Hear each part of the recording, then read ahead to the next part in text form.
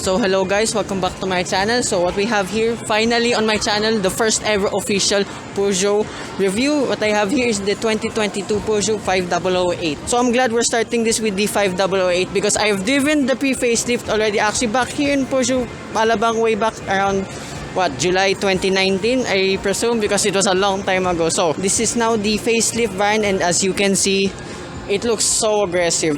Now I'll be honest with one thing, I am not a bit of a fan of the chrome here, especially here on the side profile, but at least I don't mind the cladding here with the protrusions here. The chrome works on that, I don't know why, but it works on this 5008. So as well, I'd like to thank Miss Teen, Sir Roger, and Auto Icon, and to Peugeot Alabang for making this test drive review possible. As well, Auto Icon have extended their stay here at Alabang Town Center until December 31 because it received a warm reception. I was also back here in October to review the Jack GS4 and the Mazda CX-5 Sport. Going back here with the 5008 look, you have long LED DRLs here and LED headlights. So everything here's LED. And I just noticed right now, it says they're inside the headlamps from 2600 to 4000 lumens. So these headlights are really bright. And the ground clearance itself is, oops, I can't see. And the ground clearance is 234 millimeters, which is the highest ground clearance of any Peugeot at the moment. And the looks here, I do love this like claw marks here below the headlights. So here now at the rear of the Peugeot 5008. Now I do like the design again with the lion claw theme here with the LED lights. And as you can see, there's a lot of chrome here again, like here on the load lip. My only nitpick with this Peugeot 5008, yeah, these are not real exhaust. The real exhaust is just somewhere down here. And you have a Peugeot badge here and a lot of gloss back here on this tailgate. But at least it's on the outside, so I forgive it anyways. So open this boot up. Oops. There you go. Electronic tailgate. Only the 2008, as far as I know, doesn't have an electronic tailgate.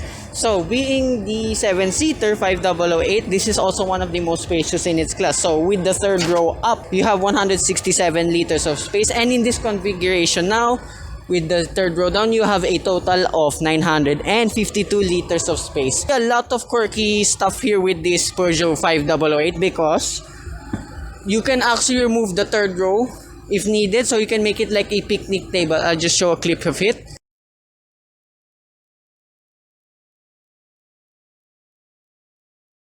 And then as well, this tonneau cover here, you can even store it underneath even though you have the third row already folded.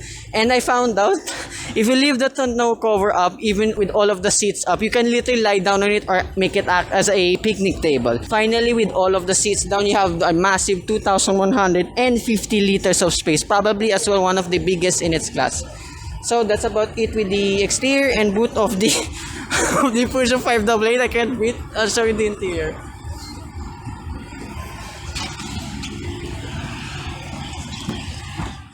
So this is the interior of the Peugeot 5008. Solid. Like close to BMW and Mercedes like kind of door studs. I can't stand this. So anyway guys, I'm wearing this for fun only, and happy Halloween to all. And shout out to Regan's Rides right here. Thank you for this shirt, means a lot to me. So we had a massive collaboration as well back then with the BMW iX. Link of that will be somewhere here in the description as well. So forget. So here now in the interior of the 5008. Wow. So a lot of cues here that actually carried on from the pre-facelift 5008, especially here with the steering wheel. This is probably one of the quirkiest steering wheels I've ever seen. It's a D shape and it's really small. And like my gripe with most Peugeots, it's nice you have a small steering wheel, but it impedes the vision of the digital cluster. And as well, you have a 12.3-inch digital instrument cluster. You don't have the 3D like the 2008, and there's a lot of toys you can play. You can adjust them here right on the left side of the steering wheel. And there are also a lot of driving modes with this. Currently we're at normal mode, and then ESP deactivated, sun mode, mud mode, snow mode, and then here back to normal. And another addition, you have sport mode right here. So despite being a front wheel drive SUV only, you can see the driving mode, sand and snow, it is very capable because Peugeot have a great history in the Dakar Rally, and little known fact to some that they only use a rear-wheel drive setup, two-wheel drive, because they found out the four-wheel drive, like a conventional rally car, is too heavy for their liking. So that's why they stuck with this. So I understand why this is only a front-wheel drive vehicle. You have an infotainment system. It actually looks like it's tablet just been stuck onto the dashboard, but hey, it still works. And then here in the center console, look at this layout. Peugeot also will have one of the quirkiest setups here in the center console I've known so far. And here you have piano style switches, and there's a lot of controls. And this is your driving functions button, which shows you your safety system. Ooh, I like that. Can you hear that? Boom. That's so cool. And here again, another button for your navigation. It's delayed, but it's still smooth at least, so it's still acceptable by all means. You have Apple CarPlay and Android Auto, and then further down below the switches over here, you have a USB port, 12-volt socket, and a wireless charging pad. My phone is actually trying to recuperate some of the energy, even though my phone's not capable of wireless charging.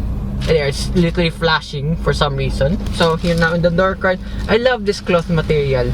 And there's barely hints of plastic, but like every other vehicle, all of the plastic just below the door cards where you have cubby spaces and bottle holders. Fits my big water jug. And then here for your elbows, it's leather with orange stitching. That also continues here in the seats with the orange stitching. Sorry, this is just wrapped in plastic. I'll just show you a clip of the rear seats. As well, my favorite thing that carried over from the pre-facelift 5008 are your paddle shifters. They are at a fixed position, but engaging the gear shift itself, it's aluminum. The surrounds itself are plastic, but hey, it's still nice to the touch. And as well, on the right side of the steering wheel, you have adjustments for your phone connectivity and for your infotainment system. And this is actually what I like as well with Peugeots. You have buttons here in the steering wheel, but it's just kept to a minimum. Another nitpick I found with the steering wheel, there's a ton of gloss black above the spoke. Back here now in the center console, as I mentioned earlier, you have your driving modes here, and then the middle, your hill descent control. Okay. And then you have a chrome start stop button over here, and probably the fanciest gear lever I've seen so far in the car. To the point, this is kind of like a jet fighter style gear lever. I love it. And to engage manual mode, there's just a button here. And then further back, you have two cup holders with plastic grips. My water jug fits, but tightly, but at least it still fits. And then center console box, it opens like that. Open it up. Oh my goodness, there's a ton of space. And as you can see inside, there's a place for your wine holders. It's really cold in here, and there's as well ambient light and the storage tray. And I like to the center console but continues the leather with the orange stitch. And back here in the dashboard, I noticed just now below the air conditioning vents, there's quite a gap though. Might be hard to clean though in the long term, just saying. And I like as well in the dashboard here on the right side, it's all squeegee and continues the cloth material here with a metal trim over here. And then glove box. Okay, that is really small. And I remembered in other markets where these cars are right-hand drive, the glove box here on the left side now is much smaller than the ones on the right, which is weird because all of the wirings are actually set on the left, if not mistaken only, okay? Because I see this as a small glove box already. And then above here you have your light controls, and for your panoramic sunroof, as you can see here, excellent lighting here. You notice in that shot, where are your sunglasses holders? I've never seen that before. They're right here on the side. Then sun visors, you have a vanity mirror with light. And on extend, it's fine. Oh yeah, just so now as well, you have ambient light as well on the cup holders. I forgot to mention as well, for the layout here in the dashboard, it's called the cockpit design. That's why it looks like you're literally in a fighter jet. That's what's cool with Peugeots. Oh, here in the left side as well, there's a lot of blank buttons, a card holder, and a very small cubby space. You also have electronic adjustments for both front seats, which is cool. So that's about it here in the front of the Peugeot 5008. I'll show you the second row. So this is the second row of the Peugeot 5008. Now here at the back, okay, space is really good. Seat room, knee room, And then headroom. Despite the panoramic sunroof, I'm 5'4" by the way. This is my headroom, so it's acceptable to me. Although taller people though might tend to struggle here, but you can just slap your head like that. Make sure this is open as well. So, being the 508, which is a 7-seater version of the 308, this is 110 millimeters long than that of the 308, on which is based on, and hence you have a ton more space here in the back. It's so spacious in here in the second row. So, here in the door card, oh, okay, unlike in front, this one now is plastic, unlike the squeegee material like in the front doors. But at least you still have your leather soft pads with the orange stitching for your elbows. And like in front, you have the black leather seats with orange stitching. And I like as well the Isofix anchor points have to be opened with this fancy zipper. And then central armrest here, it is massive. There's also a place for your phone and pop-out cup holders. They still fit my big water jug. So if I sit here now in the middle, I just really notice now there is no transmission tunnel. You have two net storages on each side, and then two air conditioning vents with your controls here. Although I just noticed now there are no USB ports of any kind here in the rear. Bummer. But here in the second row, you have conventional grab handles now, unlike the sunglasses holder on the driver's side. So with that, I'll show you the third row. So here now in the third row of the 508, oh, it seems pretty solid as well to see here in the back. Pick you up. Alright, very good here. And I like the third row. There's no humps in the floor whatsoever, so your feet is flat. Although, one complaint here only, but it's the third row anyway. I just noticed the lack of thigh support, as you can see on the screen. But the seat here, still leather with the orange stitching. I'm very happy to sit here in the third row. And the knee room, hold on, put you there.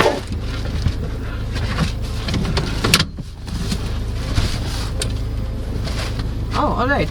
I have that much knee room left, even though the second row's seated all the way back now. So, I'm impressed with the space here. So, the space here is pretty much like a Geely Okavango, which is one of the spacious third row MPV / crossovers in its class. Also have a review of that. I might compare that a lot, and I just realized now they're also in the same color-ish, even with my car. But that be a good compare though, which drives better. We'll get to know in a bit. So, few toys here in the back. There's a really small cup holder, doesn't fit my water jug. There's a cubby space and another one above here. Oh, here, you can see it on the screen. But they're only present on the right side, not here on the left side. And there's only one LED light here on the rear. But at least you have your place for your third seat belt right here. And more lights above here. Oh yeah, most of the MPV crossovers don't have this feature since you have the sunroof now.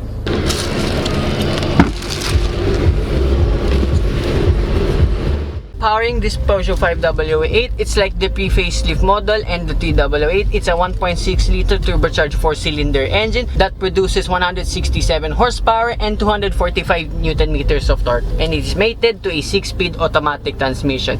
Now, I'm expecting this to drive exactly the same like the pre-facelift model, but I've driven the ones before and I say that was really good. 2 days later. So finally, after years, I finally got to drive the Peugeot 508 again.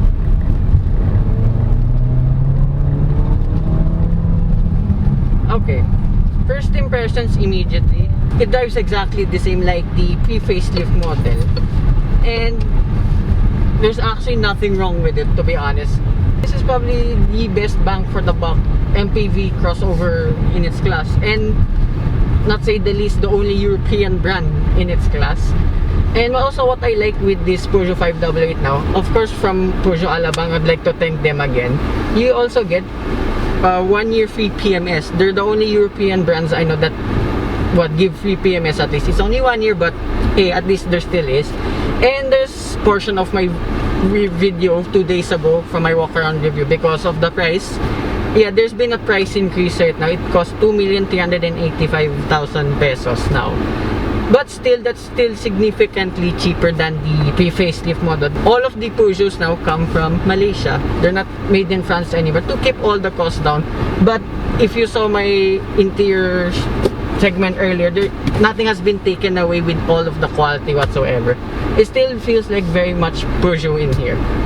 And I gotta say, a little bit better than the pre-facelift model, like the cloth here and the steering wheel. I remembered in the pre-facelift, this was a bit more shinier. I'm not a fan of a bit of shiny steering wheels, but at least this is less shiny. And if you notice as well in the center console earlier, I was looking for the auto hold function. It's actually just here in the parking brake. I mean, it's right there as well. It doesn't indicate the auto hold it's on. So it might take time to get used to, but at least there still is. And I was just in normal mode, as you saw earlier. There's quite a delay with the transmission, but it's not too bad, I must say. It's still kind of responsive, better than most of its competition. There, from a standstill, and then just flooring it. It's still responsive, to say the least. And let's try my favorite mode now, manual mode, and then sport mode. Take it a little bit easier. There's a little bit of body since it's a long car, but still alright. Oh, shifts up and down just as good as before, and that's what I like with this 5008. Unlike the Geely Okavango, which I'm comparing this to, this has paddle shifters at least.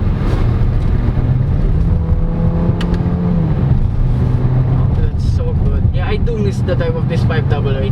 Hence, I drove it back here at Peugeot Alabang, as I said before, at around July 2019. Yeah, I was really considering one before, but yet again, it was what? Above the 3 million peso mark. And now you can get them what? Almost 800,000 pesos cheaper. I gotta say, it's a steal, and you're carrying the brand name already of Peugeot, a European brand. This is a really good shout. And driving at faster paces, as you saw, there's a little bit of a bad feeling, but it's not too bad. The handling, I love it. It is really sharp. Doesn't change though, even though you're not in sport mode. I mean, there's just slight difference only. Just in sport mode, it's just a little bit heavier than usual. And then tire noise, okay, like your usual European brand, there is, but it's not as loud as like a Mercedes or a BMW. I gotta say though, the handling is top notch despite being an MPV crossover. Look. Yeah, I'll enjoy driving this in the twisties. And yes, I gotta say, I might take this over the Geely Okavango. I know that has more power and more pep to it, since that has a mild hybrid system. Unlike this one, this is a turbocharged engine only, but it's not far off, I gotta say. And little nitpick, I'll take this because this has paddle shifters. That's the only reason I would take this as well.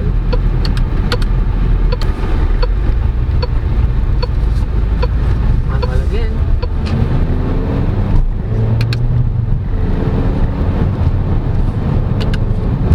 Wow, it's so good. And also, the NVH here is excellent. Yes, there's tire noise, but you don't hear the engine that much. There's no wind noise, there's no tire noise, even though you're traveling at high speeds already. This is really good. I'm impressed. Then brakes. Okay, I gotta say as well, it's almost as close to a BMW, just as good as a Mercedes, but very close to a BMW. And as well, the auto hold, the electronic parking brake, it's not that intrusive. It gets going immediately. It's not like it does that first, then it will suddenly go. And then here, just in automatic mode, 50 kilometers per hour, just floor it. Okay, just a little bit of a delay, but not too bad. And you get the high speeds really quickly. Wow, this is really good. So I can't wait. Stay tuned for 2 more Peugeot reviews. It's shorter brother, the 3008, and probably everybody's favorite, the Peugeot 2008. I really can't wait to drive. So what else to talk about with this? Kinda ignited my love with Peugeot, I gotta say. I love the pre-facelift model.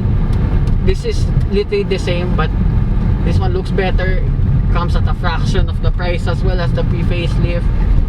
And among the best driving MPV / crossovers in its class, I gotta say.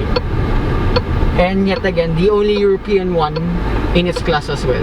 So, that concludes my review. Finally, with this Peugeot 508, I would like to thank Sir Rojz, Miss Tin, Peugeot Alabang, Auto Icon for making this test drive review possible. And to you, sir, what's your name? And to Sir Paul for bringing this unit here to me. So, hope you guys like and subscribe. And I will see you with 2 more Peugeot reviews coming right up. Bye-bye.